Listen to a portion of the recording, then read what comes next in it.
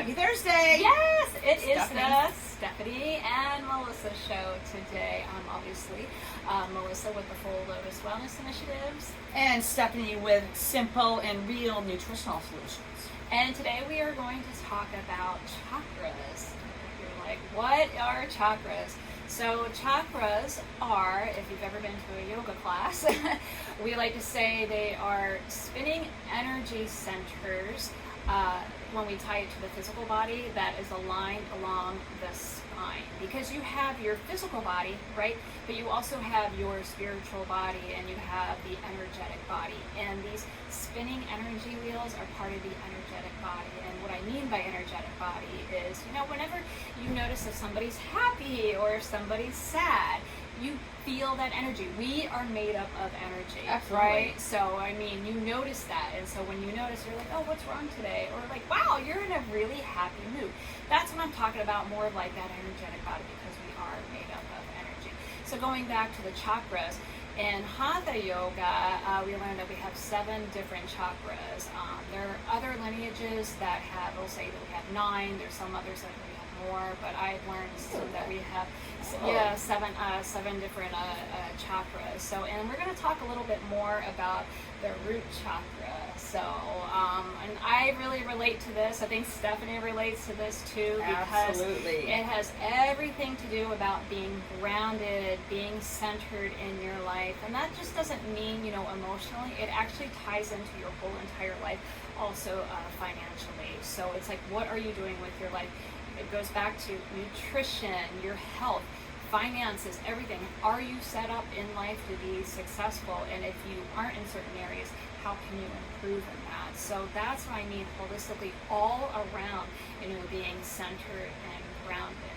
And then with the energetic body, you can be blocked or unblocked, So when things are going well for you, things are going great, we say that your chakras are all in alignment. When you're not feeling so great, say, there's something off, and if it relates to a certain area of the body, we could say, hey, maybe your root chakra is off. And a lot of times I like to call it my human experience, I like to share. A lot of times, even this week, I've actually been dealing with a little bit more stress than normal, and I've been carrying that stress. When I carry that stress, it goes straight to the weakest point of my body, which is my back. The root chakra, again, when we tie it to the body, the physical body, it lies along the base of the spine at the coccyx, right there. And so it has a lot to do with if you have back issues or any type of spinal issues in that low back, you could be blocked there in your root chakra. And the cool thing about the chakras are, I was telling you, we have 7 different chakras, and it's the colors of the rainbow. So the root chakra, the color is red. And if you notice, there are symbols for the chakras, and the symbols are, for the root chakra, it's a lotus petal, 4 petals for the lotus flower, and it actually has all the elements. Each petal is an element, so it's earth, fire, wind, or air, and water. Like, what are all the elements? And then you have an inverted triangle that's within a square that's within a circle, if you look that up. And so that has a lot to do with our energy, and that symbol has a lot to do with being grounded. And mula, root chakra in the Sanskrit terminology, is muladhara. So mula means root, and it all means being grounded and centered. So that's where all of that comes from. Wow. So yeah, Awesome. so Awesome. Really yeah. educational. Yeah, so very interesting with that. So again, it's like, when you're carrying certain energies, you have to look at not just the physical self, it's more the emotional self, because a lot of times our emotional self can really manifest into the physical body. So when you're carrying a lot of stress, like I was doing this week, even, yes, I am human too, it goes to that weakest point of the body, which is my back. And, sometimes I do have a lot of back issues, but I manage it, and we've talked about that in other episodes. How do we manage that? Chronic inflammation, all of that. So, but having that blockage, it's like, okay, I got to go back to the root of the problem, recenter myself. How do I do that? In yoga, you can do that with, and there's different yoga practices that you can do, and especially with the root chakra. It's all about being centered and grounded, so it's more about slowness. So you want to do more like yin style deep stretching, especially if you're feeling just the physical body is just feeling really tight and you're holding on to stress. You want to do a lot more grounding meditation. Yoga nidra is actually really good for that. There are certain yoga poses that can really help, like such as legs up against the wall. You know, you're lying on your back on the floor and you have the legs up against the wall, and just taking the time to breathe, relax, and center. Bridge pose is really good. Also standing in mountain pose, really tall. So, I mean, I can show you here in the video, but we won't go into all the yoga. Yeah, right. So, yeah, And you might be off camera. But there's so much more too. We can tie in nutrition as well too. So it's that whole holistic approach. Again, you know, mindfulness. We're talking about the body, how the emotional center ties into the physical body. But also the chakras can tie into our food system as well too. So there's certain herbs, foods, there's even crystals. All of that ties into it. So, so what do we learn about like the food system? Well, I have to consult my notes. So when you think root veggies. So anything that okay, all vegetables grow on the ground. However, but think about, you know, your potatoes, your radishes, your parsnips, your turnips, sweet potatoes, onions, garlic, something that is basically the entire vegetable, carrots, is underneath the ground. But the ones that we found that are most prevalent to your root chakra are the red ones. Strawberries, raspberries, cherries, beets. Celery root's not red, but it's not. It's a weird color. It's kind of. It's kind of brownish looking. It's kind of brown looking. Yeah. Pomegranate. Yes, Pomegranate is awesome for your hormones too. But something I can't. Oh, red apples. Yes. Red apples. So really anything red. Peppers. Okay, and I'm going to cross over in just a minute with all of this. Animal protein. Yeah. You know, and I know people, you know, shy away from animal protein for different reasons. Some people need that in their body. But it is the best source of your amino acids. You know, and really your red meat, I know, you know, red meat got a bad rap, just like eggs did. So that would really be a whole different. To what your animal is eating, though. So absolutely. Yeah. So your red fruits and vegetables, your fruits,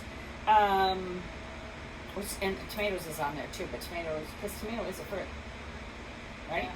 Yeah. Your fruits, mostly not inflammatory.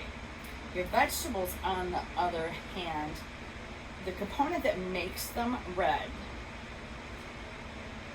can be inflammatory. So if you're going on an anti-inflammatory diet, a lot for arthritis, you know, get rid of anything dark, like eggplant, which is of course purple. Tomatoes, red peppers, anything red, you want to get rid of, because it does whatever it is in there can cause more inflammation. So a little bit of an acidic. And this is it. And if you heard Stephanie, this is if you're going on a anti-inflammatory diet, because normally when you want to balance the root chakra, you look for more root foods that are red, but you do also do other stuff. So that's important to know. So you're gonna educating yourself.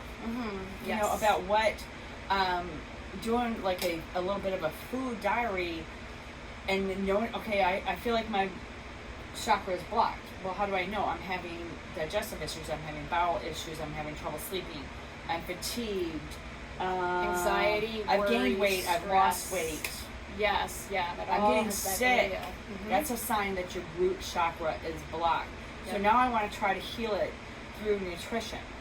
But wait, I started eating red foods, I just don't feel good. Maybe if you do have arthritis, maybe your joints flared up. Maybe your pain in your back flared up even worse. So at that point, if you are very mindful and keep track of what you eat and how it makes you feel, then you can start eliminating them for a while and see if that helps tame down pain's inflammation. And it's the same thing in Ayurveda as well too, because we were talking about the different doshas in there, you know, and how and it's the same thing. They give you a list of foods to eat, but at the same time, you have to marry that with 2023 now as well. And it's like, okay, if you're going on a certain type of diet, because there are certain foods that I'm supposed to stay away from. Like I'm supposed to eat more cooked vegetables because I'm a Vata personality or Vata dosha. I like eating more foods that are like not cooked, like raw, like the carrots, the apples, Right, all right, that right. type of stuff, which those are like grounding. So I have to find that medium. So everything, you have to take it with a grain of salt when you look at it, because it is case by case, and this is general guidelines, in Ayurveda, and it's going Absolutely. to work, generally, but at the same time, specifically, we work with people, and specifically, if you're doing a one-on-one case, you're like, okay, this is where we need to take X, Y, and Z, and if you don't know, you do exactly what Stephanie says. You do a diary, and then you Find figure out it what out. works. Yeah, exactly. And we can go deeper into the healing process with food. As always, we want to keep moving. We want to do the breathing to try to chill the body out, to try to just release all the tension, anger, anxiety, fear that you are going through. And if you are battling any chronic diseases, and you are under the care of a healthcare professional, just check with them before you start eliminating or adding certain things in, because certain things, like with kidneys, you don't want to add something that might be hard for your body to filter. Absolutely. Yeah, and you've got to really take care of your body, yourself. And when it comes to, grounding and centering, I want to leave you with this breath tip. It's something very, very simple. It's square breathing. We've done this actually in our first episode. Just take initial breath and then exhale out. Then you inhale for 4, hold for 4, exhale for 4, and then hold for 4. So when you're feeling stressed out, that's a very simplistic breath. Or you could do just a big inhale and then just a slow exhale. That whole, I gotta calm down. Yeah, exactly. So those are some simple things that you can do, some gentle stretches. But if you guys want to reach out to us, if you want to learn more about the chakras, or if you need to learn a little bit more about nutrition, or about yoga especially, please reach out to us. Balance, strength. Absolutely. More of my specialty. Yeah. A little bit of Pilates, a lot of core, or that also helps your back. So yoga and Pilates are probably the two biggest things for balancing that root chakra, and then outdoors and walking in nature. Thank you for Yeah. bringing that up. Yeah, being out there, same thing. It's like grounding and centering, and just being among nature. It all goes back to that, and you feel so much better. So Absolutely. Yeah, thank you for that reminder for sure. All right. So all right, thank you so much. I hope you learned some great new things, and we'll see you on the next one. Yeah.